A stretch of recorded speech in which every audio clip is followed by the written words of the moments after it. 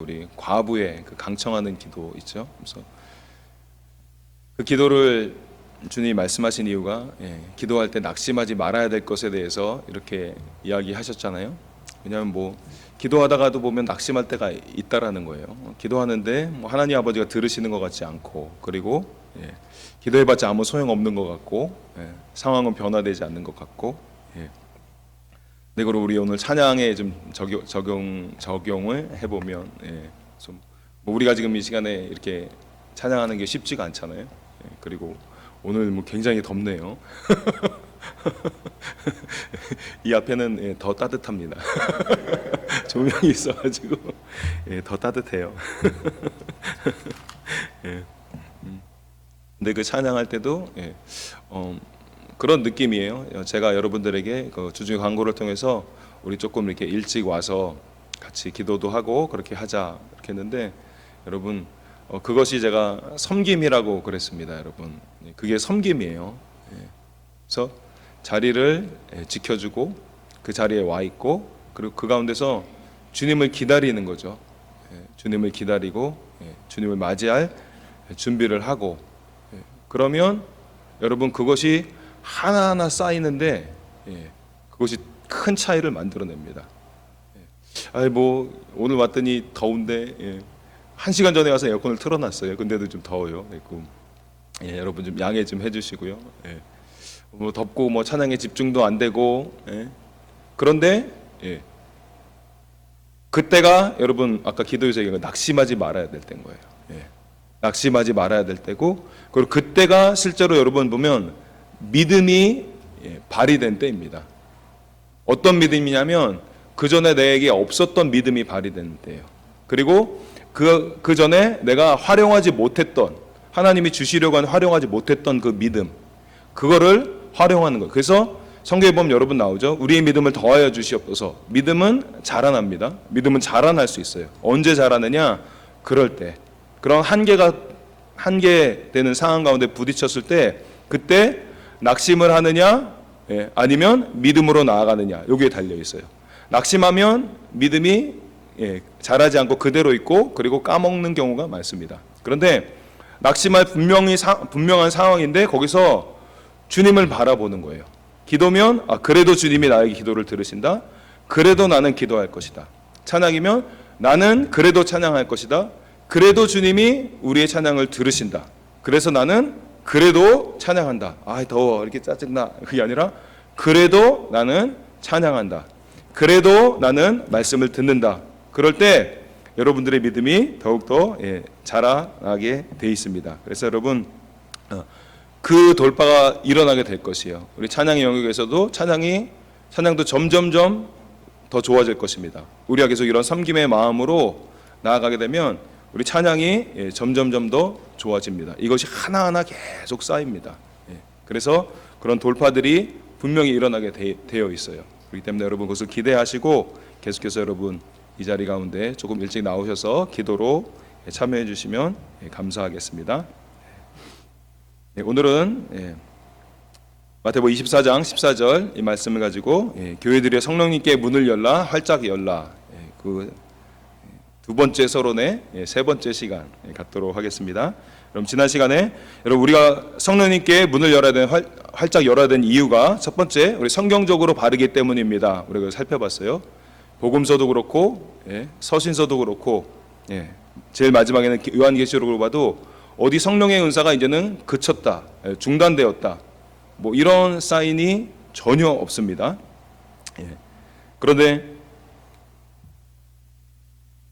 고린도 13장 8절에 10절 이 말씀을 잘못 해석해서 교회 내에 이런 은사 중단론의 자리를 잡게 됐고, 또한 그 종교 개혁자들이 잘못 반응을 했다고 그랬죠. 그래서 교회 내에 은사 중단론이 자리를 잡았는데 이것은 건전한 게 아니라 이상한 거라고 예수님이 이상히 여기셨더라 말씀하셨죠. 이것은 이상한 것입니다. 그래서 예수님은 그때 계속 치유에 대한 메시지를 전했고, 또 그 제자들에게 권능을 줘서 이 사역이 계속해서 이어져 나가도록 했어요. 그렇기 때문에 우리도 그렇게 해야 되는 것이 성경적인 것입니다. 그래서 성령님께 교회 문 활짝 열어야 되는 것이고요. 또한 또한 성령님께 문을 열어야 되는 또 두 번째 이유는 우리가 지난주에 봤죠. 목회적으로 바르기 때문입니다. 목회란 무엇인가? 그리스도의 몸을 세우는 것이에요. 그래서 보면 목회의 세 주체이신 그리스도, 목회자, 성도님들 이 분들이 다 하는 게 동일해요. 예수님은 그리스도로서 기름 부으심 받는 자로서 교회에 선물을 주신다고 그랬죠. 근데 우리가 본문을 통해서 보니까 그 선물이 기름 부음 받으신 목회자들이었어요. 그래서 이 목회자들은 그 기름 부으심으로 무엇을 하느냐? 기름 부으심이라는 건 그것이에요. 예수님이 기름 부으심 받은 자로서 제 아들에게 기름 부으심을 전해주고 그들을 예수님이 행하신 일을 동일하게 할 수 있도록 키우셨잖아요. 그런 것처럼 기름 부으신 목회자라는 건 무엇이냐면 기름 부으신 그리스도가 했던 사역처럼 동일하게 사역하는 거예요. 즉 동일한 예수님의 제자들을 예수님 행하신 일을 행할 수 있는 제자들을 길러내신 것처럼 동일하게 성도들을 그렇게 길러내는 목회자, 이것이 기름 부으심 받은 목회자라는 것입니다. 그리고 이들이 바로 그러한 사람들이 교회의 선물인 것이에요. 그러면 성도들이 결국 온전케 되는 것, 이것이 목회자의 사명이라고 그랬어요. 그래서 그것을 온전케 되는 것을 우리가 구체적으로 두 가지 모습으로 살펴봤습니다. 첫 번째는 봉사의 일을 하게 하며, 이것이었어요. 성도가 온전케 되면, 그러니까 진정한 성경이 이야기하는 성도의 모습이면 어떻게 되는가, 그것을 보여준 것이죠. 첫 번째가 봉사의 일을 하게 하며, 근데 이것은 주방봉사, 주차봉사를 하는 것이 아니라 그것들이 포함될 수 있지만 그것을 넘어선 스데반, 빌립, 아나니아처럼 성령으로 강력하게 사역할 수 있는 이런 사람들을 이야기하는 것입니다. 그리고 또한 온전케 된다는 것은 그리스도의 몸이 세워지는 거예요. 그러니까 이러한 사람들이 하나하나 생겨나는 것이에요. 손이 손의 역할을 하고 발이 발의 역할을 하고, 그래서 머리신 예수님이 시키는 대로 그대로 손이 행할 수 있고, 머리신 예수님이 시키는 대로 그대로 발이 행할 수 있어서 정말 그리스도의 몸이 되는 것이요. 그 기름 부으심 받은 자인 그리스도, 그의 몸이 되어서 그의 지체가 되어서 기름 부으신 사역을 계속해서 해나가는 것, 이것이 교회가 장성하는 것이라고 이야기를 하고 있어요. 교회는 그렇게 장성해야 되는 것이라고 이야기를 하고 있습니다. 이것이 목회이고, 그래서 교회 내에서 그런 목회가 이루어지고 궁극적으로 교회 안에 있는 그런 사람들이 교회 밖으로 나가서 만물을 충만케 하는 것, 이것이 목회의 궁극적인 목적이 된다라고 이야기했어요. 그래서 우리가 살펴봤던 리자 하워즈처럼, 존 레이크처럼 실제로 세상 밖으로 나가서 만물을 충만하게 할 수 있는, 교회 안에 있는 그 그리스도의 기름 부으심을 세상으로 흘려 보낼 수 있는 그런 사람들이 되는 것, 이것이 목회의 궁극적인 목적이라고 나눴습니다. 근데 제가 지난 시간에 여기까지 했는데 끝부분에 제가 잠깐 나누지 못한 부분이 있어요. 그것이 뭐냐면, 여러분 제가 이렇게 말씀드렸던 이것이 목회적으로 바른 것입니다 라고 이야기하는 것은 단지 이론을 설명하는 것이 아닙니다. 단지 성경을 가르치기 위해서 그것을 나눴던 것이 아니에요. 그것이 아니라 이것이 바로 우리 교회의 모습이기 때문입니다. 여러분, 성령님께 문을 열면 그럼 성령님이 오시고 성령님이 사람들을 키우십니다. 여러분, 이게 간단한 얘기 같지만 이게 굉장한 얘기입니다. 성령님께 문을 안 열면 어떻게 되냐면 목회자의 한계가 그 교회의 한계입니다. 여러분 그런 얘기 들어보셨죠? 그 교회의 한계는 목회자의 한계다. 그리고 그 성도님들이 그 목회자를 뛰어넘어서 그렇게 성장한 사람이 나올 수 없다라고 이야기를 합니다. 근데 그것은 반쪽만 맞는 사실입니다. 성령님께 문을 열지 않으면 성도님들이 잘해봤자 목회자 정도밖에 되지 않아요. 그런데 목회자가 전심으로 성령님께 문을 열면, 야, 이게 정말 바른 목회구나 라고 성령님께 문을 열면 성령님이 실제로 그 교회에 오시고 성령님이 각 사람에게 기름 붓습니다. 그래서 성령님이 빌립에게 기름 부으셨던 것처럼, 스데반에게 기름 부으셨던 것처럼, 아나니아에게 기름 부으셨던 것처럼 실제로 사도들을 막 방불케 하는 그러한 성도들이 일어나게 되어 있는 것입니다. 여러분, 우리가 이것을 사도행전의 기록을 통해서도 우리가 살펴볼 수 있었어요. 우리 사도행전 6장을 보면서 성도가 온전케 되는 게 이런 모습이다 라고 이야기를 했어요. 근데 사도행전 21장 8절에서 9절에 보면 바울이 이제 로마로 이송되는 중에 이제 빌립을 만납니다. 거기 8절 9절에 보면 이렇게 나와요. 이튿날 떠나 가이사랴에 이르러 7 중 하나인 일곱 집사 중 하나인 전도자 빌립의 집에 들어가서 머무르니라. 그에게 딸넷이 있으니 처녀로 예언하는 자라. 예. 한글 성경에 나왔죠. 그 일곱 집사 중 하나인이라고 나왔죠. 근데 원문에 보면 집사라는 말이 없습니다. 그냥 일곱 중 하나인이라고 나왔어요. 여기 집사는 그냥 한글 성경에서 앞에 나오는 이거죠. 디아코니아스, 거기서 디컨이란 말이 나왔죠. 근데 그것은 여러분 속지 마세요. 그거는 집사를 지칭하는 말이 아닙니다. 그거는 사역을 지칭하는 말이에요. 미니스트리를 뜻하는 말입니다. 그래서 실제로 보면 그 동일한 사도행전 6장 그 본문에서도 단지 테이블 이렇게 서빙하는 거 그것뿐만 디컨이라고 이야기한 것이 아니라 사도들이겠죠. 내가 기도와 말씀 사역에 전무하리라고 나왔죠. 거기서도 보면 디아코니아스 이 단어가 동일하게 쓰입니다. 그래서 여러분 이것은 여러분 그렇게 속지 마세요. 디컨이란 단어 집사 집사는 이런 거나 하는 거야 라는 말에 여러분 속지 마세요. 사도 바울은 자기의 사역을 지칭하면서도 계속 디아코니아스 이 단어를 지속적으로 사용합니다. 그렇게 구분된 것 없습니다. 성경은 일곱 집사 니들은 집사야 그러니까 너희는 밥하고 이렇게 하지 않아요. 그런 일들을 목회자가 말씀과 기도에 전무해야 되기 때문에 교회의 그런 부속적인 일들을 살펴볼 수 있지만 거기에 매이지 않습니다. 그건 하나님의 뜻이 아니에요. 그 일들을 필요한 일이어서 하는 것이지만 그들이 궁극적으로 온전케 되는 것은 그들에게 맡겨진 사역은 그들도 동일한 사역자입니다. 그래서 사도와 선지자들을 방불하는 그런 사람들이 나오는 것이요. 그리고 그렇게 성령님께 교회 문을 열어드렸을 때 보세요. 이제 7사람 중에 한 사람인 빌립이 어떻게 됐어요? 그가 집사라고 나옵니까? 아닙니다. 전도자 빌립의 집에 들어가 머무르냐. 이에게 기름 부심에서 이제는 사도와 선지자 그 다음으로 중요한 복음 전하는 자 이 사람이 되어버린 것이요. 성령님께 이렇게 교회의 문을 열게 되면 주방봉사 주차봉사하는 사람만 나오는 것이 아니라 실제로 주님이 직접 기름 부으셔서 주님의 사람들이 이렇게 나오게 되는 것입니다. 전도자 빌립 이 사람이 세워지게 되는 것이요. 이어지는 구절에도 보세요. 그 전도자 빌립만 세워진 것이 아니요. 그에게 딸 넷이 있으니 처녀로 예언하는 자라. 그의 자녀들에게 주님이 말씀하는 것처럼 너희 자녀들은 예언할 것이요 얘기했어요. 더군다나 여자애들이에요. 성별의 구분 없다고 그랬죠. 유대인에게만 붙는 것이 아니라 이방인에게도 부으신다고 그랬어요. 모든 육체에게. 그리고 우리의 자녀들에게도 붙는다고 그랬어요. 어른만이 아니라 자녀들에게도 붙는다고 그랬어요. 남자에게뿐만 아니라 여자에게도 붙는다고 그랬어요. 바로 그 일이 요엘이 말씀하신 그것이 이루어지고 있는 것입니다. 계속해서 이루어지는 것이에요. 아빠만 전도자로서 사명을 다한 것이 아니라 이제 그 자녀들에게도 그 딸들에게도 그대로 기름 부심이 임하여서 예언하는 자라 이런 자녀들이 세워지게 되는 것입니다.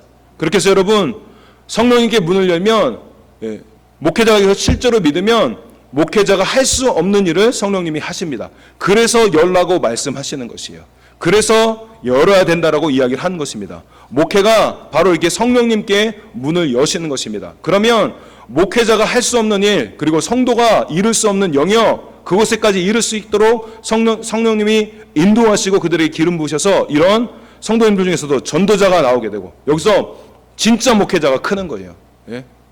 신학교 가서 크는 것이 아니라 교회에서 실제로 기름 부으심 사역하면서 거기서 기름 부으심 받고 저 사람은 사역자다라고 모든 사람이 알 수 있는 그런 사람들이 나오게 되어 있는 것입니다. 그리고 우리 자녀들도 예언하는 치유하는 복음 전하는 이런 자녀들로 크게 되어 있는 것입니다. 그래서 여러분 이것이 목회이고 목회적으로 바른 것이기 때문에 교회가 성령님께 문을 활짝 열어야 하는 것입니다. 오늘은 교회가 성령님께 문을 열어야 되는 세 번째 이유를 살펴볼 것인데요. 그것은 여러분 따라하세요. 선교적으로 종말론적으로 바르기 때문입니다. 성경적으로 또 목회적으로 바를 뿐만 아니라 세 번째 선교적 또는 종말론적으로도 바르기 때문에 우리가 성령님께 문을 활짝 열어야 하는 것입니다. 우리가 오늘 읽었던 마태복음 24장 14절에 이렇게 나와 있어요. 이 천국 복음이 모든 민족에게 증언되기 위하여 온 세상에 전파되리니 그제야 끝이 오리라. 여러분 주님이 오실 거를 여러분 고대하죠. 그런데 선결 조건이 있습니다. 그 선결 조건은 무엇이냐면 이 천국 복음이 모든 민족에게 증언돼야 된다는 것이요. 두 가지입니다. 예. 교회의 천국 복음이 회복이 돼야 돼요. 그리고 그 교회가 이 천국 복음을 모든 민족에게 증언을 해야 합니다. 여러분, 주님이 오시려면 이 천국 복음이 교회에 회복돼야 되고 또 이것이 모든 민족에게 증언이 되어야 합니다. 여러분, 잘 모르겠어요. 제가 관심이 없어서, 교계에 관심이 없어서 잘 모르겠지만 지금도 아마 주님이 당장 내일 오실 것처럼 시한부 종말론 그것을 따르는 데가 있을 것입니다. 그런데 제가 단언하는데 주님 오실 날은 그분들이 그 단체가 이야기한 것처럼 그렇게 임박하지 않았습니다. 이것은 제가 장담할 수 있습니다. 왜냐하면 계시를 받았느냐, 그게 아니라 성경이 그렇게 이야기하고 있기 때문입니다. 예언을 한 것이 아니라 성경을 저는 이야기를 하고 있는 것이요. 주님이 오시려면 교회 내 천국 복음이 먼저 회복이 돼야 돼요. 그리고 그것이 모든 민족에게 전파돼야 돼요. 즉 그것을 자기 교회에만 갖고 있는 것이 아니라 다른 민족에게로 막 전할 수 있는 그런 영적인 능력, 인적인 자원을 갖추고 있고 물질적인 자원을 가지고 있는 교회들이 이곳저곳에서 막 나오게 되고 열방에 이 천국 복음이 막 전해지는 것이 가시적으로 보이고 우리 눈에 들리게 되는 그런 일들이 벌어지게 된다라는 것입니다. 이것이 오늘 본문 말씀이 이야기하는 것이요. 그러면 선교를 바르게 하기 위해서는요, 우리가 가장 먼저 알아야 될 것은 천국 복음이 무엇인가, 이것을 깨달아야 됩니다. 그러면 이 시간에 여러분 천국 복음이 무엇인지 한번 알아보도록 하겠습니다. 그럼 천국 복음이란 이 천국 복음이라는 말이 마태복음에만 여러분 3번 나옵니다. 다른 복음서에는 안 나와요. 마태복음에만 나오는데 또 딱 3번 나옵니다. 그러면 천국 복음이 무엇인지 이것을 알아야 우리가 주님 오실 날을 당길 수 있을 거 아니에요. 바르게 준비가 될 수 있고 또 선교도 바르게 할 수 있고 종말론적으로도 우리가 바르게 준비를 할 수 있을 거예요. 우리가 오늘 지금 살펴본 마태복음 24장 14절에 이 말씀이 나오고 또 다른 두 군데는 첫 번째는 마태복음 4장 23절입니다. 거기서 이렇게 나와요. 예수께서 온 갈릴리에 두루 다니사 그들의 회당에서 가르치시며 천국 복음을 전파하시며 백성 중에 모든 병과 모든 약한 것을 고치시니. 그리고 또 마태복음 9장 35절에 또 나옵니다. 예수께서 모든 도시와 마을에 두루 다니사 그들의 회당에서 가르치시며 천국 복음을 전파하시며 모든 병과 모든 약한 것을 고치시니라. 아멘. 목이 좀 마르네요. 물 좀 마시고 하겠습니다.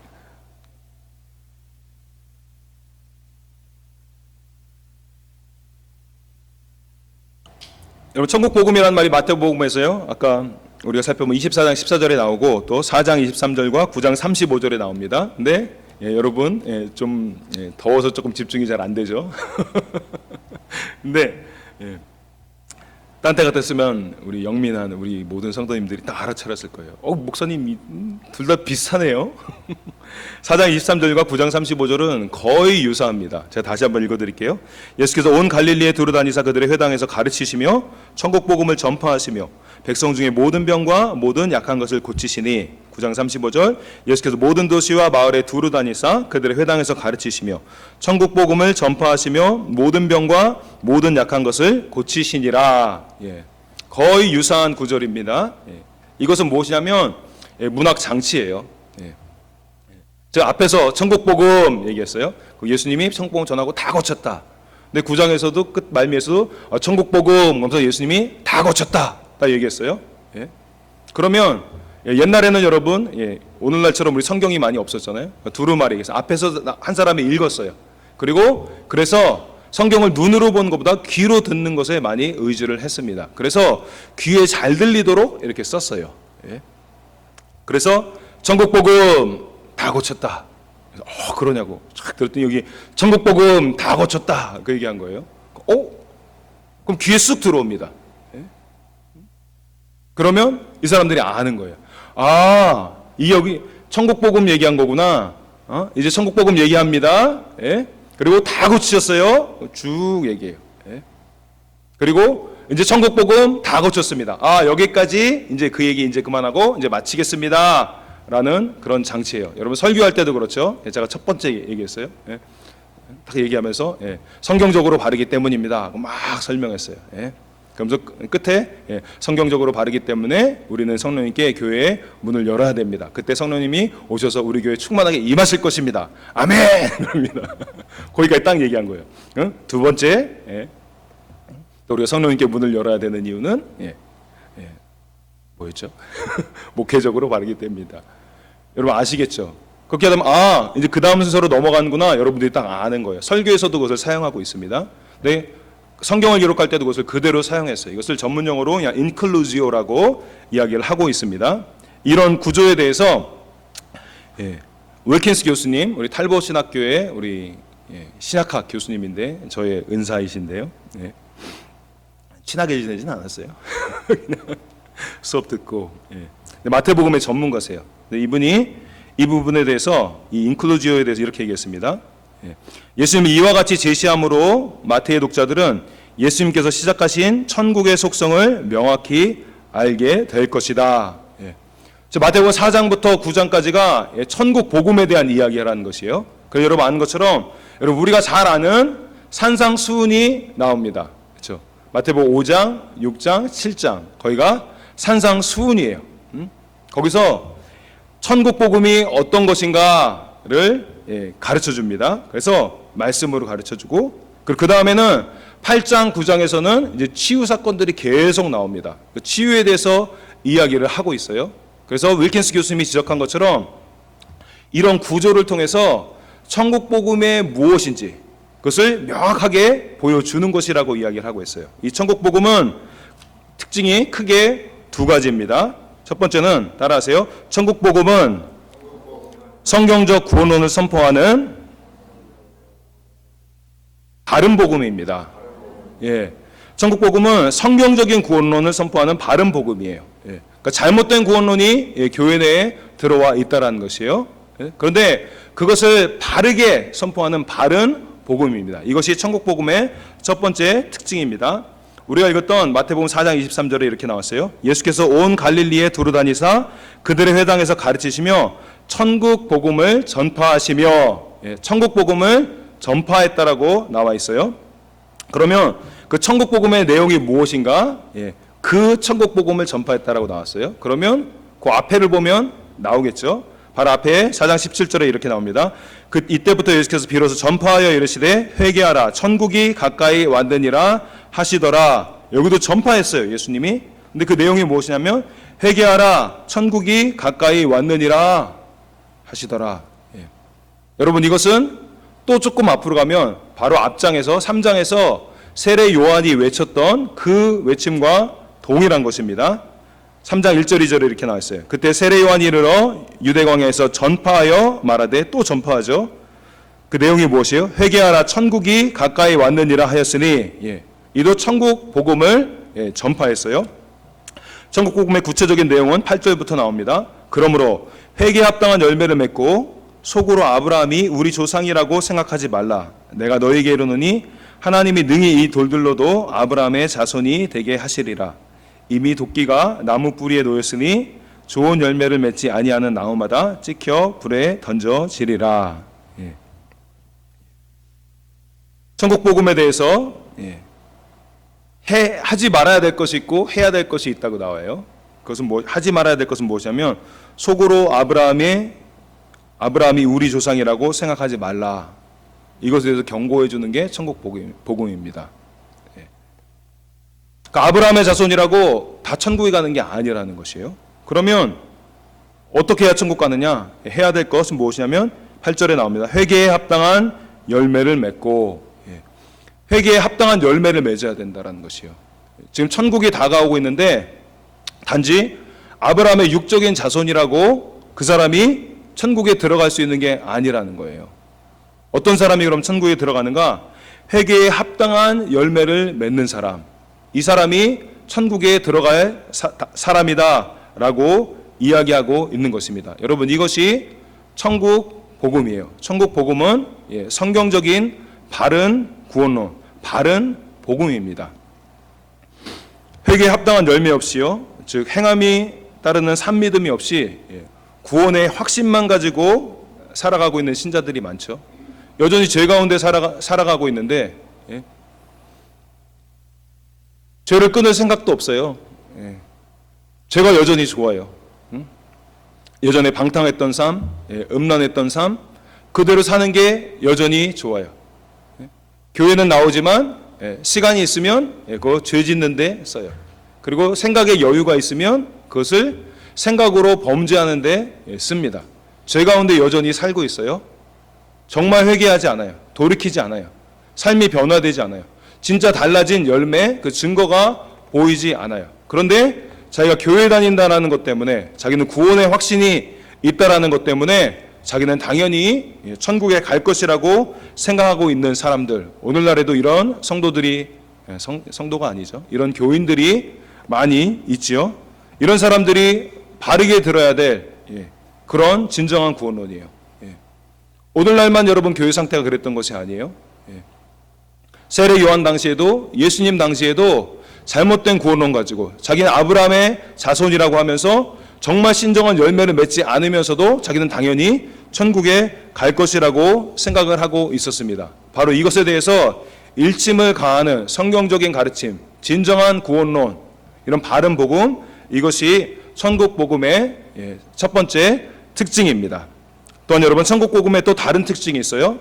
두 번째 특징은, 여러분 따라하세요. 천국 복음은 영혼의 구원뿐 아니라 육신의 구원인 치유까지 포함하는 온전한 복음입니다.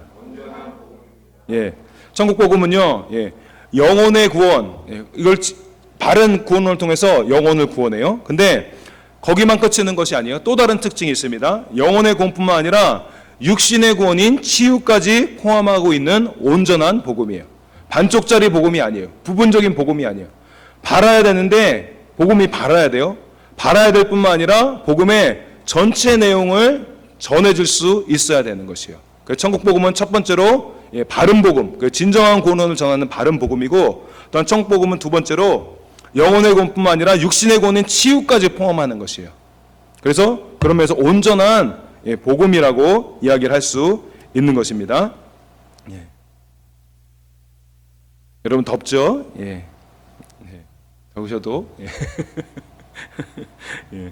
저도 최대한 여러분들이 잘 들을 수 있도록 주님 앞에 기도하면서 그렇게 전하고 있습니다. 그래서 여러분도 마음에 다해서 기도하는 마음으로 그렇게 하시기 바랍니다.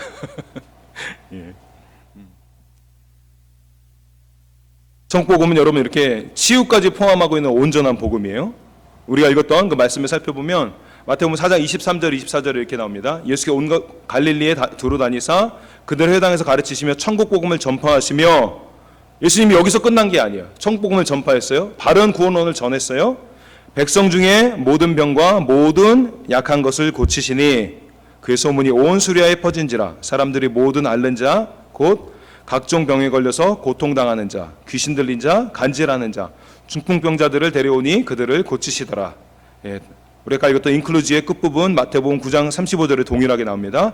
예수께서 모든 도시와 마을에 두루다니사 그들의 회당에서 가르치시며 천국 복음을 전파하시며 모든 병과 모든 약한 것을 고치시니라. 천국 복음은 구원론에만 그치지 않았어요. 그것이 아니라 치유까지 이야기하고 있는, 그래서 이 모든 것을 다 전하는 그런 온전한 복음입니다. 이것이 마태복음의 구조를 통해서 명확하게 보여지고 있는 것이에요. 말씀드린 것처럼 마태복음 5장 7장 거기서 산상수훈 여기까지 딱 구원론에서 전하고, 그 다음에 8장 9장은 치유에서 전하는 것입니다. 치유에 대해 전하는 것이에요. 이걸 통해서 천국 복음이 산상수훈을 대표하는 바른 구원론 플러스 치유도 복음에 포함이 되어 있는 것이다 라고 예수님이 말씀으로, 가르침으로, 행함으로 직접 보이신 것입니다. 그래서 화란의 유명한 신학자 리델보스는 이렇게 이야기했어요. 이 천국의 도래로 말미암아 영혼의 구원만이 아니라 몸의 구원이 임하였다. 그러므로 예수님이 행하신 기사들은 천국의 가시적이고 실체적인 현현이었다. 천국 복음은 영혼의 구원뿐만 아니라 몸의 구원까지도 임하게 하는 것, 바로 그것이라고 이야기를 하고 있는 것입니다. 그래서 여러분 그렇게 얘기하죠. 예수님은 복음을 말로만 하지 않고 귀로만 들리게 한 것이 아니라 눈으로도 보게 하셨다. 예수님은 보여주는 복음을 우리에게 전파하셨다. 즉 치유를 통해서 이 복음, 천국 복음, 천국이 나중에 죽어서 가는 그런 나라가 아니라 지금 이곳에 임한 나라라고, 천국의 실제라고 예수님은 직접 보여주신 것이요. 여러분 바로 이 천국 복음은 바른 복음 그리고 온전한 복음, 이 두 가지를 다 합한 것, 이것을 천국 복음이라고 이야기를 하고 있습니다. 그래서 여러분 약간 막간으로 이야기를 하면 제가 얘기를 들어보니까 우리가 그 치유에 대해서 그 10권 도서를 추천을 해줬잖아요. 근데 그걸 벌써 다 읽으신 분이 있더라고요. 그래가지고 김대웅 목사님 밤에 잠이 안 온다고 그랬는데 그런 분들은 제가 아는 분 말고도 또 다른 분이 있는지 모르겠어요. 그런 분은 기도에 대한 책들도 제가 10권을 추천해 줄 테니까 저한테 물어보세요. 그러면 알려드리고, 그리고 말씀의 분야 이 부분에서도 읽을 책이 있다면 이 마틴 로이드 존스의 산상수훈을 읽으십시오. 탁월합니다. 정말 구원론에 대해서 탁월하게 잘 이야기를 하고 있어요. 마틴 로이드 존스의 많은 책이 있지만 그 중에서도 뭐 제가 다 읽어보진 않았지만 제일 탁월한, 다른 책보다도 제가 읽었던 것 중에서는 제일 탁월했어요. 그래서 읽어보시면 여러분 크게 도움이 될 것입니다. 근데 여러분 주님은 이 천국 복음을 교회에 위탁하셨어요. 이제 예수님 때만 딱 사역하고 끝난 것이 아니라 이제 그것을 천국 복음을 교회에 위탁했습니다. 즉 교회가 바른 구원론 전파해야 되고, 그 다음에 치유도 교회 내에서 회복이 돼야 되고, 이것이 교회가 할 일이라고 주님께서 말씀하셨다는 것이요. 그것이 우리가 읽었던 마태복음 9장 35절에서부터 10장 1절까지 읽어보면 이것이 명확하게 나타납니다. 보겠습니다. 제가 읽어드리겠습니다. 여러분들은 그냥 눈으로 따라오시면 될 것 같아요. 마태복음 9장 35절에서 10장 1절에 이렇게 해서 모든 도시와 마을에 두루다니사 그들의 회당에서 가르치시며 천국 복음을 전파하시며 모든 병과 모든 약한 것을 고치시니라. 무리를 보시고 불쌍히 여기시니 이는 그들이 목자 없는 양과 같이 고생하며 기진함이라. 이에 예수께서 이르시되 추수할 것은 많되 일꾼이 적으니 그러므로 추수하는 주인에게 청하여 추수할 일꾼들을 보내주소서 하라 하시니라. 예수께서 그 12제자를 부르사 더러운 귀신을 쫓아내며 모든 병과 모든 약한 것을 고치는 권능을 주시니라. 예수님은 이 천국 복음이 끝날 거라고 생각하지 않았어요. 예수님 당시에 딱 마치고 끝날 거라고 생각하지 않았어요. 이제 계속 이어지도록 추수할 것은 많은데 일꾼이 적기 때문에 추수할 주인이신 하나님 아버지께 구하여서 이러한 추수할 일꾼들, 즉 예수님처럼 복음을 바른 구원론을 전하고 예수님처럼 이 구원론과 더불어서 치유 사역을 해나갈 수 있는 이런 일꾼들이 계속해서 일어나게 해달라고 기도해야 된다라고. 기도하면 교회가 정말 너희들이 이것을 정말 믿느냐고, 교회 놀이하고 있지 말고, 교회 장난하고 있지 말고, 교회에 내가 갇혀서 속곱장난 하는 것처럼, 친교단체처럼 교회 장난하고 있지 말고, 너 진짜 믿냐고, 이것이 교회에 필요한 것이라고, 교회만 있다고, 교회만 다닌다고, 교회 등록해 있다고, 교인이라고 성도가 된 게 아니라고, 교인이라고 구원받은 거 아니라고, 회개 합당한 열매를 맺어야 되고, 그 다음에 치유하면서 나가야 된다고. 밖에는 교회 내에도 그렇고 세상 밖에도 그렇고 정말 바른 구원론을 들어야 될 사람이 얼마나 많은 줄 아냐고. 지금 치유받을 사람이 얼마나 많은 줄 아냐고. 지금 바른 구원론만 전해주면 지금도 들을 사람들이 많다고. 강박한 사람들도 많지만 그것뿐만이 아니라 추수할 것은 많다라고 그랬어요. 교회가 바른 구원론만 이게 딱 장착하게 되면 가서 전하면 지금도 그것을 들을 사람 많다라는 것이요. 지금도 듣기만 하면 돌이킬 사람 많다라는 것이요. 여러분, 세례 요한이 광야에 가서 전했잖아요.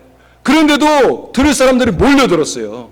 지금 이 시대도 여러분 말씀이 여러분 홍수 때 마실 물이 실제로 없다라고 그러잖아요. 인터넷 유튜브 가운데 수많은 말씀이 있지만 진정한 하나님의 말씀은 여러분 어디 있습니까? 하나님의 말씀을 듣지 못한 기관이라고 여러분 이야기를 했어요.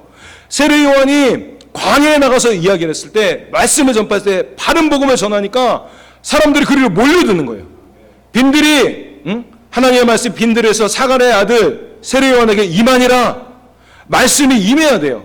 하늘로부터 하늘을 찍고 내려오는 이 땅에 정말 필요한 그 말씀이 교회 내에 임해야 되는 것이요. 너 이것이 필요한 걸 너가 진짜 아느냐? 그럼 기도하라고. 그러면 내가 너를 준비시킬 것이라고. 정말 기도하라고. 그러면 내가 너희 교회를 그런 교회로 내가 바꿀 것이라고. 너가 이것을 믿느냐라고 주님이 교회에 묻고 있는 것이에요. 그 당시에 제자들에게 물으셨던 것처럼 주님은 오늘날에도 교회들을 향해서 묻고 있습니다. 진정한 구원론, 사람들을 정말 구원할 수 있는 이 바른 복음, 이것이 교회에 필요한 것을 너가 아느냐? 그러면 기도하라는 거예요. 기도하라고. 그러면 그런 목회자들이 더 생길 것이다. 그런 성도들이 더 생길 것이다. 그런 교회들이 더 생길 것이다. 이것이 나의 뜻이다. 같이 기도하자. 주기도문에 가르쳐 주셨잖아요. 뜻이 하늘에서 이루어진 것처럼 이 땅에서 이루어지리라. 그것이 나의 뜻이다. 아들아, 딸아, 그 뜻이 이루어지도록 같이 기도하자. 나의 뜻이다. 그것이 이루어지도록 나를 위해서, 나의 나라를 위해서 기도할 수 있겠느냐? 너희는 먼저 그의 나라와 그의 의를 구하라. 이 모든 것을 너에게 더하시리라. 구해라. 그러면 내가 이룰 것이다. 말씀하고 있는 것이요. 치유에 대해서도 마찬가지인 것이에요. 야, 이제 한인사회 이제 전도는 끝났다. 아니에요. 주님이 말씀하시잖아요. 주사할 것은 많다라는 것이에요. 일꾼이 적은 것이 문제라는 것이에요. 바른 구원은 전할 수 있는 사람, 이 사람도 드물고, 이것을 또한 치유의 능력으로 같이 장착하고 있는 이런 사람, 이런 목회자, 이런 교회는 더 드물다는 것이에요. 구원론에 대해서 회복된 교회도 너무 드물어요. 그런데 거기다가 정말 회개, 치유까지 갖췄느냐? 이 교회는 더 드뭅니다, 여러분. 주님은 마음이 타는 거예요. 구원론 바로 갖추면 들을 사람 지금 밖에 어장처럼, 어장에 그물 안에 고개처럼 가득 차 있다고. 속지 말라고. 사람들 얘기에 너 눈에 보이는 것에 너가 깨달은 것, 그것에 속지 말라고. 지금도 밖에 나가면 수많은 영혼들이 기다리고 있다고. 바른 복음을 기다리고 있다고. 또 수많은 영혼들이 온전한 복음을 기다리고 있어요. 영혼의 구원뿐만 아니라 몸의 구원인 치유까지 이 포함된 이 복음, 이것이 진짜 예수님이 전한 복음이고 예수님이 행한 복음인 것이에요. 교회가 이것을 전해야 되고 교회가 그것을 행해야 되는 것이에요. 이것이 천국 복음인 것이에요. 지금도 치유의 손길만 닿으면은 예수님이 이런 분인지 몰랐다고. 나는 정말 그런 분을 찾고 있었다고. 나의 마음의 상함을 고치고 나의 육신의 상함을 고칠 수 있는 그런 분을 나는 찾고 있었다고. 하나님이라면 그런 분이어야 된다고. 근데 교회를 아무리 문을 두드리고 찾아봐도 내 주변에 있는 교인이라고 그런 사람들 아무리 찾아봐도 바른 복음 전해주는 사람도 없고 치유해줄 수 있는 사람은 더더욱 없었습니다. 내 마음을 치유해줄 수 있는 사람, 나의 육신의 이 한계를 치유해줄 수 있는 사람, 저는 한 명도 찾아보지 못했습니다 라고 교회를 떠났던 사람들, 교회의 문턱을 들어오지도 못했던 수많은 불신자들이 이런 이야기를 하고 있는 것이에요. 이것은 그들의 외침이 아닙니다. 주님의 외침인 것이에요. 밖에 추수할 것은 많대 일꾼은 없다고. 지금 내가 갈릴리를 다니면서 치유했던 것처럼 치유할 수 있는 그런 권능, 그것을 믿는 사람들, 그 권능으로 준비된 사람들, 봉사일을 할 수 있는 그런 목회자와 그 성도들, 온전케 성도, 온전케 교회, 그리스도의 장성한 분량에까지 그 자란 그 교회, 그 교회만 있다면 지금도 너는 그 당시에 거뒀던 것처럼 수많은 영혼들을 거둘 수 있다. 예수님의 말씀인 것이요. 예수님의 마음이 지금 타오르고 있는 것입니다. 너희는 사람을 낚는 어부라고 그물을 던지라고. 내가 어느 곳에 고기들이 있는지 내가 너희들에게 보일 것이라고. 거기는 그물만 던지면 그물이 터질 정도로 베드로에게 역사했던 것처럼 그런 역사를 오늘도 주님이 이룰 수 있는 것이에요. 여러분, 문제는 뭐예요? 우리예요. 예수님이 아니에요. 우리예요. 불신자가 문제가 아니에요. 그들의 마음에 강박한 것이 문제가 아니에요. 언제 강박하지 않았어요? 언제 세상에 강박하지 않았던 적이 있습니까? 우리도 불신자 때 우리도 강박했어요. 사람이 강박한 것이 여러분 문제가 아닙니다. 교회가 능력이 없는 것이 문제인 것입니다. 교회가 성경적이지 않은 것이 문제인 것입니다. 예수님이 바로 그 말씀을 하고 계신 것이에요. 주님은 이 권능과 권세를 예수님만 갖고 있지 않았어요. 주설 일꾼들이 일어나라고 기도하라고 그랬어요. 그리고 그것을 전해주는 거예요. 예수께서 그의 12제자를 부르사 더러운 귀신 쫓아내며 모든 병과 모든 악한 것을 고치는 권능을 주시니라. 예. 교회에 이걸 위탁했어요. 그래서 오수봉 교수님은 트리너티 신학교 교수님이에요. 트리너티 신학교는 신학교라면 서울대라고 생각하면 됩니다. 거기 신학교 교수님이 이렇게 얘기했어요. 이 권능과 권세가 10장 1절을 보면 제자들에게 전해졌다. 과거예요. 전해졌다. 근데 교회는 예수님이 사신 삶과 그 권능을 재현해야 한다. 현재예요. The church is to relieve the life and authority of Jesus. 현재 시제를 명확하게 얘기했어요. 지금도 개혁신학에서 끝났다. 그 성경 기록 그때만 기록된 거다. 그나마 열린 사람은 뭐라 그러는지 아세요? 서신서나 계시록 보면 끝에 또 이런 기적들이 나오니까. 그런데 요때는 없다가 마지막 시대 때 또 이때 반짝하고 또 다시 주님이 오실 길을 예비하고 그러기 위해서 또 반짝하고 일어난다. 이런 죄송한데 헛소리 하고 있어요. 성경이 어디 그걸 얘기하고 있어요? 이분은 성경 신학자니까 성경을 딱 보니까 그러잖아요. 교회에 주셨다. 응? 교회는 예수님의 삶과 그 권능을 재현해야 한다. 이것이 교회의 사명이다. 성경 보니까 이렇게 나와 있네. 이거다. 라고 딱 이야기하고 있는 거예요. 이게 맞는 것입니다. 예. 끝나는 게 아니에요. 예수님 당시에만 딱 하고 끝나고 종말에 다시 반짝하고 끝나는 게 아니에요. 왜 지금 교회 시대인데 지금은 왜 복음 전하지 않아야 돼요? 지금은 권능이 필요 없습니까? 지금 시대는? 예? 지금 시대는 여러분 바른 복음이 여러분 필요가 없습니까? 지금 시대는 온전한 치유를 포함한 온전한 복음이 왜 필요 없어요? 예수님 때 필요했다면 지금도 필요한 것이고 마지막 때 필요하면 지금도 당연히 필요한 것이 이런 상식적인 결론을 비상식적인 신학으로 도출해내는 거 마음이 바르지 않아서 그래요. 자기들이 없으니까 없어야 되는 거예요. 칼빈도 자기가 없으니까 없어야 되는 거고 루터도 자기가 없었으니까 없어야 되는 거예요. 이게 교회에 끼친 폐해가 얼마나 큰지. 그랬고 여러분들에게 화난 건 아닌데 화가 나가지고 이 천국복음이 이렇게 끝난 게 아니에요. 교회 내에 주님 위탁하셨어요. 지금도 주님은 바른 복음을 전할 그런 교회를 찾고 있고 그리고 치유 권능으로 장착할 교회를 찾고 있다는 거. 그럼 뭐예요? 우리가 그걸 원하기만 하면 주님이 이것을 우리에게 주신다는 것입니다, 여러분. 그래서 우리가 24장 14절에 이 천국 복음이 모든 민족에게 증언되기 위하여 온 세상에 전파되리니 그제야 끝이 오리라. 예수님 끝날 때까지 이것은 끝나지 않아요. 예수님 당시에 이미 저들에게 줬어요. 그 끝난 게 아니라 오수봉 교수님 얘기한 것처럼 이제는 교회가 이것을 새롭게 재현해야 된다라고 얘기를 하고 있는 것이에요. 이것이 우리가 잘 알고 있는 마태복음 마지막 구절에 나오는 그 위임 명령 있죠?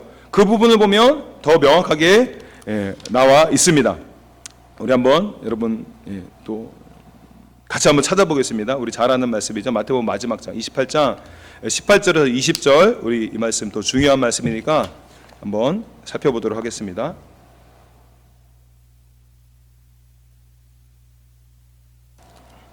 마태복음 28장 18절에서 20절입니다. 같이 읽겠습니다. 시작. 예수께서 나와 말씀하여 이르시되 하늘과 땅의 모든 권세를 내게 주셨으니 그러므로 너희는 가서 모든 민족을 제자로 삼아 아버지와 아들과 성령의 이름으로 세례를 베풀고 내가 너희에게 분부한 모든 것을 가르쳐 지키게 하라. 볼지어다 내가 세상 끝날까지 너희와 항상 함께 있으리라 하시니라. 아멘. 우리 이 구절을 보면 이게 교회에게 위임하셨다는 것. 이것이 끊이지 않고 지금 교회 시대에도 계속되고 있고 마지막 때는 더 활발하게 나올 것이라는 것. 이것이 명확하게 나와 있습니다. 먼저 살펴보면 18절에 이렇게 나와요. 예수께 나와 말씀하여 이르시되 하늘과 땅의 모든 권세를 내게 주셨으니 라고 얘기합니다. 하늘과 땅에는 모든 권세, 원어로는 엑소시아라고 이야기를 해요. 한글 성경에는 권위, 권위, 권능, 권세. 예, 여기 어디는 권위라고 해놓고 어디는 권능이라고 해놓고 똑같은 단어인데 어디는 권세라고 해놓고 영어에는 다 그냥 authority 이렇게 딱 나와 있어요. 엑소시아라는 그런 동일한 단어입니다. 하늘과 땅에 있는 모든 권세를 내게 주셨다라는 것이에요. 예, 모든 권세는 여러분 무엇입니까? 예, 크게 두 가지예요. 첫 번째 가르치는 권세입니다. 가르치는 권위, 권능, 권세예요. 마태복음 7장 28절 29절 산상수훈의 결론이죠. 거기 이렇게 나옵니다. 예수께서 이 말씀을 마치심에 무리들이 그의 가르치심에 놀라니 이는 그 가르치는 것이 권위 있는 자와 같고 그들의 서기관들과 같이 아니함일러라. 종교적인 사람, 종교적인 지도자, 이 땅의 지도자, 종교 시스템이 세운 사람, 그 사람이랑 다른 그 권위가 예수님에게 있었어요. 근데 이 권위를 예수님이 받았고 지금 교회에 위탁하셨다는 거예요. 이것이 바로 첫 번째 권위가 바로 이것입니다. 가르치는 거예요. 말씀과 관련된 그 권위, 권세, 권능을 이야기하는 것이요. 또한 두 번째 권위, 권능은 주님이 받은 모든 권세는 바로 병을 고치는 권위와 권능과 권세를 이야기하는 것입니다.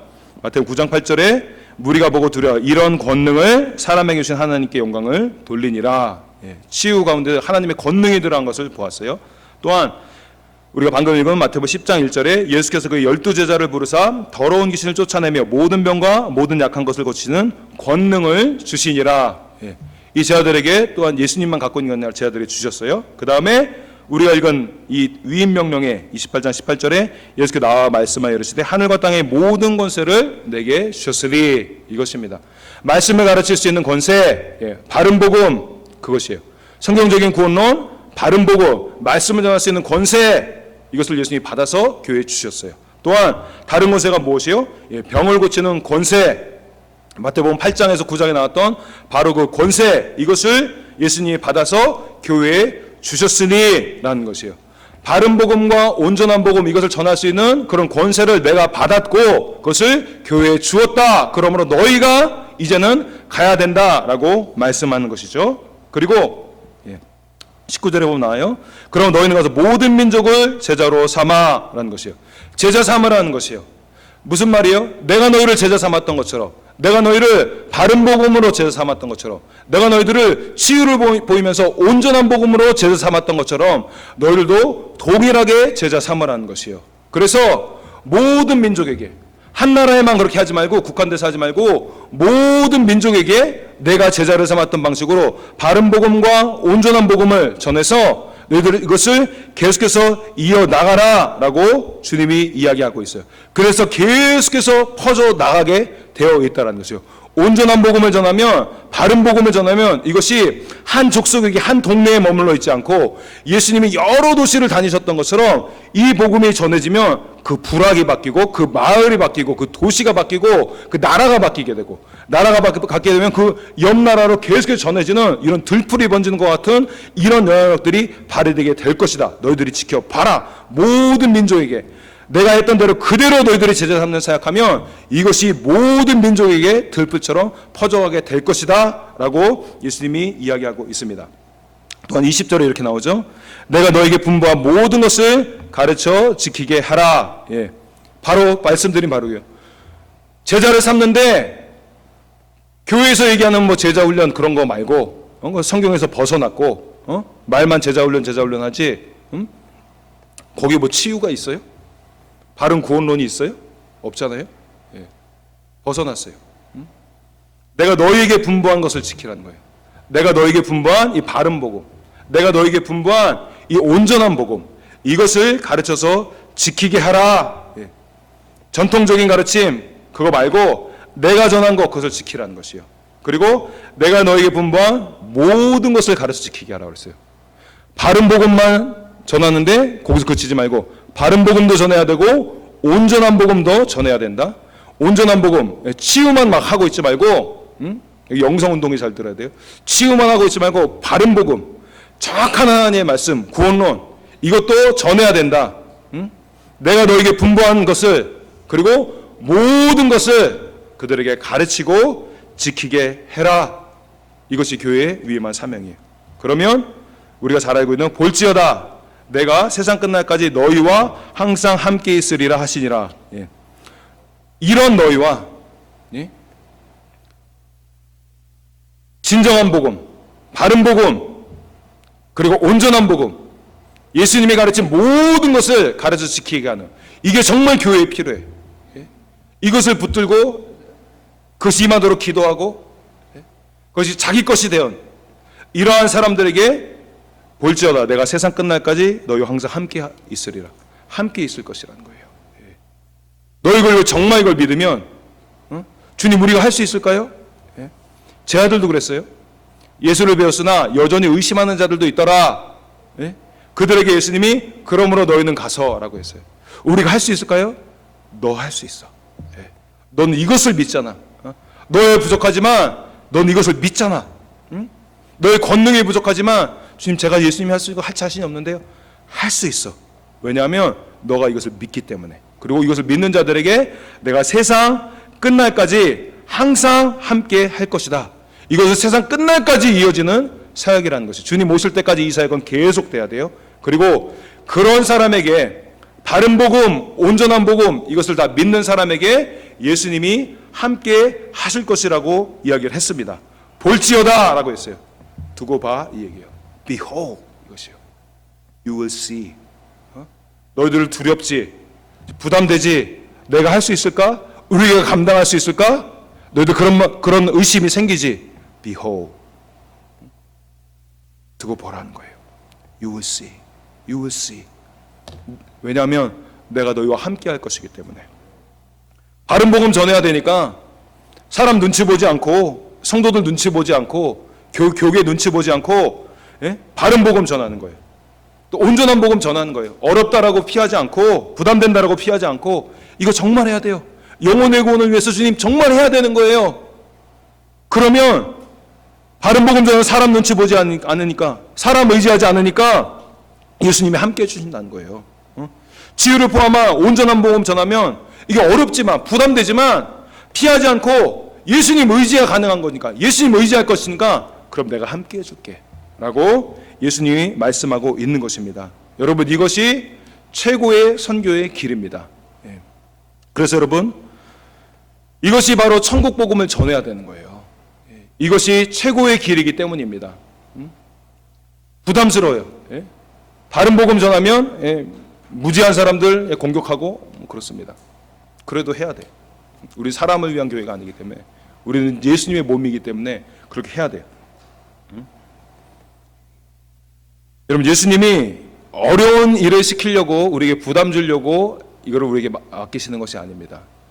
오히려 반대로 어려움을 피하게 하기 위해서, 이것이 가장 효과적인 방법이기 때문에, 가라지가 아니라 진짜 알곡 성도들을 만들어낼 수 있는 것이기 방법이기 때문에, 그리고 복음을 말로만 전하는 것이 아니라 주님의 권능으로 전할 때 사람들이 지금 벌떼처럼 몰려들 사람들이 있기 때문에 가장 효율적으로 복음을 전할 수 있기 때문에, 실제로 우리에게 어려움을 주는 것이 아니라 우리에게 어려움을 피하게 할 수 있는 최고의 방법이기 때문에, 주님이 함께 하시겠다고 약속한 방법이기 때문에 우리는 여러분 이것을 해야 되는 것입니다. 여러분 결론을 말씀드리겠습니다. 그러므로 여러분 최고의 선교를 원한다면 우리가 해야 될 세 가지가 있어요. 첫 번째는 천국 복음을 전한 최고의 선교사인 예수님을 본받으시기 바랍니다. 오랄 로버츠는 이렇게 얘기했어요. 예수님의 기적들과 치유들은 군중들로 그분의 음성을 듣도록 매료시켰다. 심지어 그분의 음성을 듣기 위해 오지 않은 사람들도 마찬가지였다. 치유는 길을 평탄케 했고 모든 일을 가능하게 만들었다. 여러분 그렇죠? 아무리 말 전해도 안 먹히는 사람들이 있어요. 그 사람들에게 치유로 나아가는 것이에요. 자기 몸을 치유해 줬는데 여러분 예수님 향해서 마음 열지 않겠어요? 우리가 산상수훈, 그 전에 산상수훈에 여러분 보면요 무시무시하죠. 너희의 의가 바리새인과 서기관보다 더 낫지 않으면 결단코 천국에 들어갈 수 없다고. 그리고 뭐 손 잘라버리라고 막 그러고, 좁은 길로 가야 된다 그러고, 열매 맺어야 된다 그러고. 그런데 주님은 그것을 말씀하시기 전에 무엇 했어요? 치유 사역하셨어요. 우리가 나중에 4장에서 봤잖아요. 모든 질병과 약한 것을 치유하셨다고. 그 사람들이 몰려드니까 그 사람들을 모시고 산에 올라가서 가르치신 것. 이것이 여러분 산상수훈인 것입니다. 그래서 그들이 이렇게 살아라 라고 말씀하기 전에 그들의 마음을 활짝 열도록, 정말 그렇게 살아야겠구나 라고 그들의 마음을 활짝 열도록 주님은 다 치유를 하신 것이에요. 그래서 오랄 로버츠가 얘기한 것처럼 치유는 길을 평탄하게 합니다. 그래서 우리가 이 예수님처럼 치유 사역을 해나가도록 여러분 우리가 결심하고 예수님을 닮기로 결단하고 물러나지 말아야 돼요. 계속해서 오랄 로버츠는 이렇게 얘기합니다. 거울을 들여다보고 그 안에 누가 있는지를 보라. 당신이 진정으로 누구인지를 결정하고, 여러분 이게 중요해요. 우리의 결단에 달려있다는 거죠. 당신이 진정으로 누구인지를 결정하고 자신이 무엇이 되기를 원하는지 묵상하라. 여러분이 결정하는 거예요. 내가 어떤 사람인지, 어떤 사람이 되어야 하는지 결정하고 묵상하라는 거예요. 더 중요한 얘기가 나옵니다. 당신이 다른 지도자들을 존경하고 그들로부터 많은 것들을 배울 수는 있지만 분명히 다음과 같은 사실들을 깨닫게 될 것이다. 당신은 유일한 존재가 되도록 되어 있다. 또한 당신은 하늘과 땅의 시간과 영원의 하나님이신 주님께 선택받은 사람이다. 여러분들이 우리 교회에 와서 이 말씀을 듣고 있는 것이 여러분이 선택받았던 사람이라는 증거예요. 그렇기 때문에 당신이 가진 모든 것을 다해 더욱더 예수님처럼 되려고 노력해야 한다. 우리는 우리를 가르치신 이들에게 순종해야 한다고 배웠다. 하지만 최고의 권위는 당신의 개인적인 구주요 주님이신 나사렛 예수이시다. 그분은 당신을 대신해 십자가에 달려 죽으셨고 당신의 구원을 위해 부활하셨으며 당신을 향한 부르심을 나타내시기 위해 성령을 보내주셨다. 얘기가 뭐냐면 사람들이 얘기하는 그런 사람이 되려고 하지 말고 예수님이 얘기하는 그런 사람이 되려고 해라 이거예요. 왜냐하면 저는 제가 어제 이 말씀이 생각나면서 저 자신에게 대해서도 또한 생각을 했어요. 카메라가 왜 움직이나요? 제가 저 자신을 생각해 본 거예요. 여러분 목회자에게 말씀 사역은 굉장히 중요합니다. 그런데 우리가 성경 오늘 말씀을 통해 본 것처럼 말씀을 바르게 전하는 것과 동일하게 중요한 것이 무엇이냐면 카메라 바로 잡아주세요. 그것과 동일하게 중요한 것이 무엇이냐면 치유하는 거예요. 권능이 있는 거예요. 이 두 가지는 같이 가는 거예요. 예수님은 내가 너에게 분만 모든 것을 가르치라고 그랬어요. 바른 복음만 가르칠 뿐만 아니라 온전한 복음, 치유까지 다 가르치고 행할 수 있어야 된다. 그래야 영혼들을 구원할 수 있다라고 예수님이 말씀하신 거예요. 근데 제가 말씀을 전하고 중요성을 알지만 치유 사역에 대해서는 제가 이만큼 쏟지 못하고 있는 걸 저 자신이 발견했어요. 그 이유가 무엇일까? 그 중에 하나가 그런 거예요. 제가 사랑하고 존경하는 목사님이 실제로 제가 닮고 싶고 닮아가고 있는 그 목사님이 실제로 치유에 강력하지 않은 거예요. 말씀적으로 더 강력해요. 치유의 은사가 강하게 나타나지 않아요. 그러니까 저 자신도 모르게 저렇게 해도 되지 않나? 그러니까 타협점. 주님이 성경에 분명히 보이고 있는 것은 모든 것을 가르쳐 지키게 하라는 거예요. 모두 다 바른 복음뿐만 아니라 온전한 복음, 치유까지도 너가 다 장착해야 된다. 내가 너에게 그것을 주기 원하느냐? 너가 결정하라는 거예요. 너가 그것을 결정해야 된다는 것이에요. 근데 제 마음 가운데 이것도 부담돼. 이것만 하는데도. 근데 이것까지 해야 돼.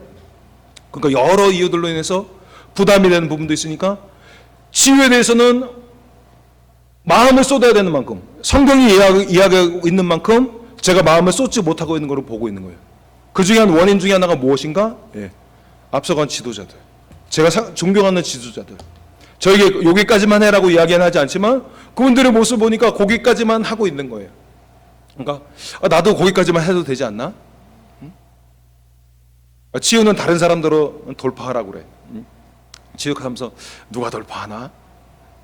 근데 주님이 말씀하고 있는 거예요. 너가 돌파해라. 너가 해라. 너부터 해라. 이것이 성도들에게 내가 더 강하게 임할 수 있는 그런 문이 될 것이다. 하라고 프레셔 주시고 아멘. 저도 그렇게 믿습니다. 그래서 더 그런 마음이 더 생겼어요. 오케이. 다른 사람이 얘기하는 게 아니라 내 마음에 얘기하는 것이 아니라 성경에 나오는 예수님이 얘기하는 그 사람이 되자. 내 속에 누가 있는지, 내 속에 있는 잠자고 있는 거인을 깨우는 거예요. 주님 알겠습니다. 네, 그 말씀에 순종하겠습니다. 그래서 그런 것처럼 여러분 다른 사람이 얘기하는 것이 아니라 내 생각이 아니라 예수님이 얘기하고 있는 바른 복음과 온전한 복음을 다 전할 수 있는 그런 분 되시기를 예수님의 이름으로 축복합니다. 네, 또한 마지막으로 여러분 최고의 선교를 원한다면 마지막이 아니에요. 두 번째로는요. 천국 복음을 전파하는 교회를 선택하십시오. 예, 이것입니다. 이것은 여러분 너무너무 중요한 문제입니다. 그리고 여러분들이 너무너무 교회 선택을 잘하신 것이에요. 예, 제가 안 웃죠. 왜냐하면 진짜기 때문에 그래요. 여러분들이 너무 좋은 교회를 선택하신 것이에요. 천국 복음을 전파하는 교회를 선택해야 돼요. 내가 바른 정말 선교의 열정이 있고 정말 최고의 선교의 그런 결과를 걷어내고 싶다, 이뤄내고 싶다 하면 천국 복음을 전하는 교회를 선택해야 됩니다. 왜냐하면 천국 복음을 전파하는 교회가 최고의 선교를 위한 모판인 것이에요. 여러분 콩 심은 데 뭐나요? 콩 납니다. 팥 심은 데는 뭐나요? 팥이 나죠. 그렇죠? 바로 그거예요. 콩 심은 데 콩나무, 팥 심은 데 팥납니다. 추수의 원리가 거예요. 심은 대로 거두는 거예요. 왜 여러분 그 선교가 한국교회 왜 선교가 한계가 있는가? 그 수많은 사람들을 보낸다고 하는데 왜 한계가 있는가? 제가 그런 얘기까지 들었어요. 중국교회가 부흥의 불이 지펴졌는데 한국 선교사들이 들어가서 다 꺼버렸다는 것이에요.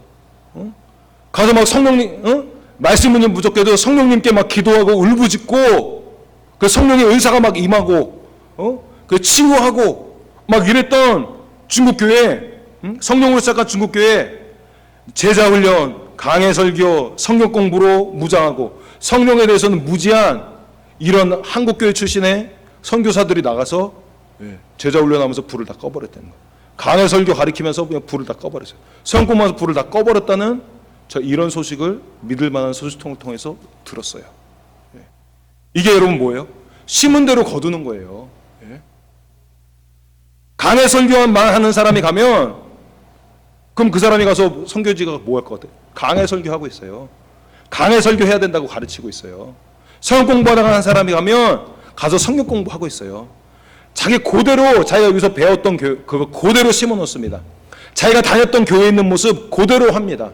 자기가 소속한 단체, 선교단체 거기서 배운 거 그대로 가서 합니다. 그렇기 때문에 여러분들이 어떤 교회를 다니는가? 여러분들이 천국 복음을 선포하는 교회를 다니는가? 이것이 너무나도 소중한 거예요. 그래야 가서 그대로 그것을 심어 놓습니다. 그래서 여러분 우리 교회가 중요한 것이에요. 그 선교를 위해서 교회가 중요한 것이에요. 이런 교회, 천국 복음을 선포하는 교회가 가서 천국 복음을 전하면서 천국 복음을 또한 전할 수 있는 그런 교회를 그 선교지에다가 심어 놓을 수 있게 되는 거예요. 그래서 진리와 성령으로 무장한 교회, 그 교회 목회자들과 성도들이 선교의 씨앗이 될 때 그 현지에 가서 천국 복음으로 세워지는 교회가 생깁니다. 그러면 어떻게 되는 줄 아세요? 제가 아까 잠깐 말씀드렸죠. 이 사람들 안에 막 올바른 진리의 말씀이 막 임합니다. 이 사람들에게 성령을 통한 온전한 복음이 막 임해요. 막 치유가 임합니다. 그러면 이 사람들이 터져 나갑니다. 그래서 한 부족이다, 옆 부족으로 막 가버려요. 부족 내에서 막 이 가정 저 가정이 막 전합니다. 막 들풀처럼 번집니다. 가만히 못 있습니다. 그러면 이 사람들이 막 가지고 옆에 부족에게로 갑니다. 여러분 그 들으셨죠? 읽고 계시죠? 그 뭐예요? 책 제목도 생각 안 나네. 인도네시아의 붕.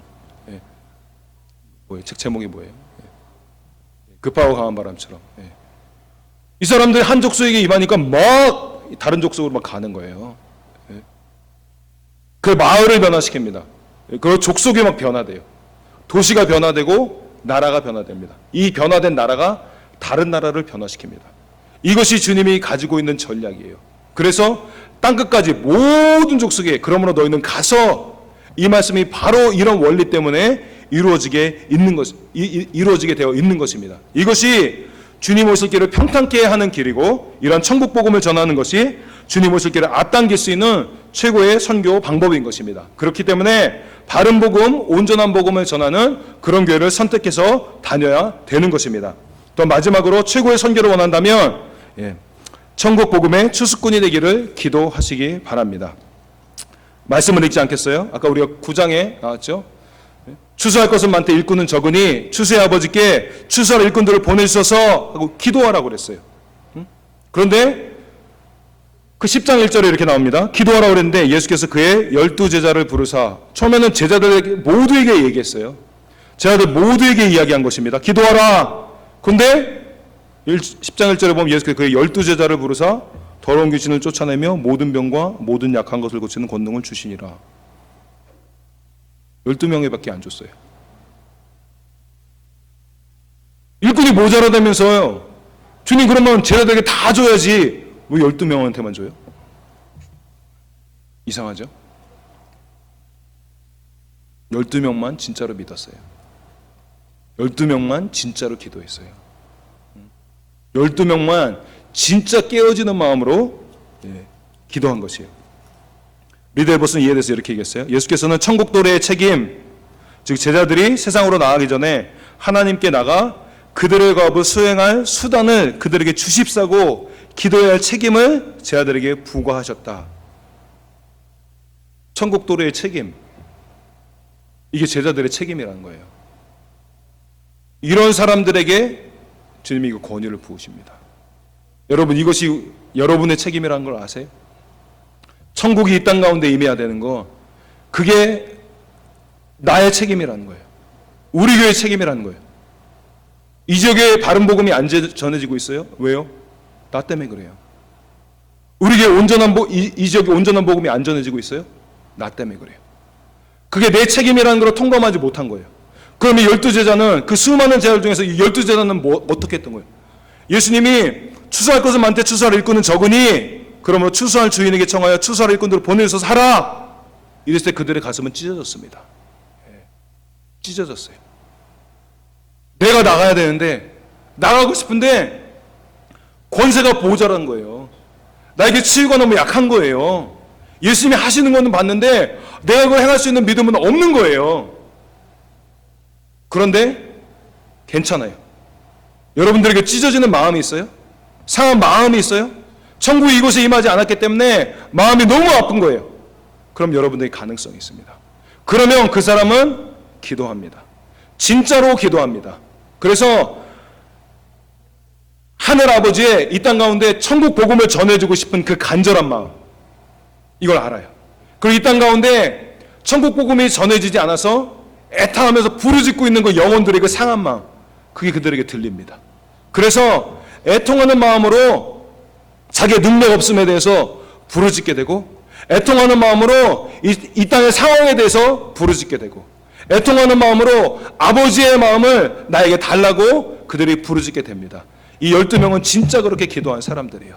천국의 도래가 자기에게 책임이라는 것, 이것을 알고 실제로 기도했고 진짜로 기도한 거예요. 정말 그게 예수님이 기도하라고 시킨 게 아니라, 시켰기 때문에 기도한 게 아니라 진짜 이것이 자기의 기도가 되었던 것이요. 주님은 오늘날도 이 사람들을 찾고 있습니다. 내가 진짜 이 천국 복음을 믿는다면, 바른 복음, 온전한 복음이 이 땅에 얼마나 필요한가를 진짜 믿는다면 이 사람은 기도하지 말라고 해도 기도할 것입니다. 기도 시간에 이 기도가 그들에게서 계속 나올 것이요. 마지막으로 이 오랄 로버츠의 글을 읽고 마치겠습니다. 오랄 로버츠는 이렇게 이야기를 했어요. 기적이 그저 아무렇게나 주어지는 것처럼 보이지만 그렇지 않다. 누군가 혹은 한 무리의 사람들이 기적을 믿고 기대해왔다. 먼저 씨앗을 뿌려야만 한다. 하나님의 눈이 온 땅을 두루 감찰하고 계신다. 그분께서는 모든 인간의 마음에 어떤 일이 벌어지고 있는지를 알고 계신다. 그분께서는 항상 이 땅에서 열심히 그분과 함께하며 일하는 신실한 남은 자들을 가지고 계신다. 나는 하나님께서 우리 모두가 그 남은 자 가운데 참여하기를 원하신다고 믿는다. 하나님의 부름을 받은 하나님의 남종과 여종인 당신이 이것에 주의를 기울이기 원한다. 의심만 품지 않는다면 이것에 있어 선두주자가 될 수 있다. 김대원 목사님 나와서 기도 준비하시고요. 찬양 준비해 주세요. 여러분, 이 말씀 그대로요. 기적은 아무에게나 주어지지 않아요. 이 12명에게 그냥 주님이 선택했던 사람이기 때문에, 주님이 이들을 선호하는 사람들이기 때문에 준 게 아니에요. 기도하라고 그랬죠. 그 기도를 본 거예요. 천국 복음은 가르쳐줬어요. 바른 복음과 온전한 복음 가르쳐줬어요. 보여줬어요. 이것을 너가 정말 사모하느냐? 이 땅에 이것이 정말 필요하다는 것을 너가 아느냐? 그것을 위해서 너가 대가 지불하고 책 읽고 기도하고 너가 그렇게 나아가겠느냐? 라고 주님이 말씀하신 거예요. 주님은 오늘도 이런 사람들을 찾고 있어요. 여러분,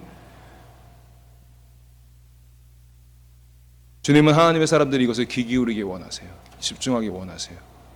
그리고 그것을 실제로 믿으면 오랄로보츠가 됐던 것처럼 여러분도 그렇게 될 수 있습니다. 그리고 그렇게 되어야 합니다. 우리 시간에 기도하겠습니다.